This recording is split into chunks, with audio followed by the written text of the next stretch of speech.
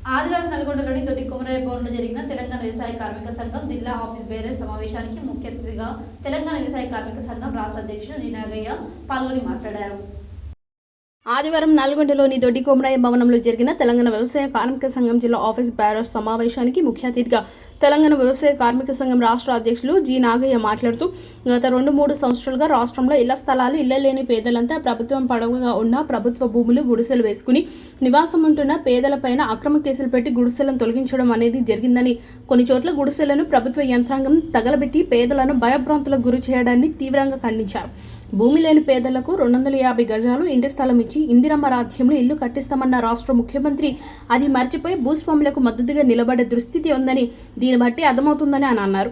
జగిత్యాల జిల్లాలో పేదలు గుడిసెలు వేసుకుంటే వాటిని తొలగించి నాయకత్వం వహిస్తున్న ప్రజానాయకులపై అక్రమ కేసులు పెట్టి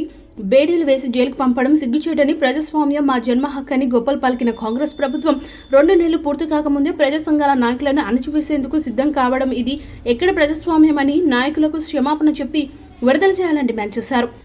రాష్ట్రంలో అన్యక్రాంతం అవుతున్న భూములన్నీ వెలికితీసి పేదలకు ఇవ్వాల్సిన ప్రభుత్వం పేదల పక్షం నిలబడకుండా పెద్దోళ్ల కొమ్ము కాస్తే